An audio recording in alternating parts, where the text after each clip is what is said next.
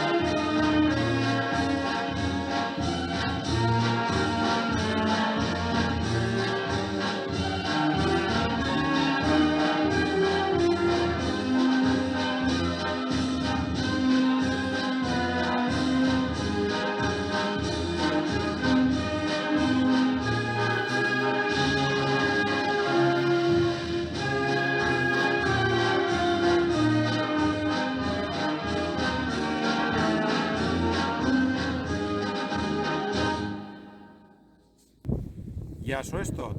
Si vols saber-ne més, busca en Facebook la pàgina Cronista Xixona.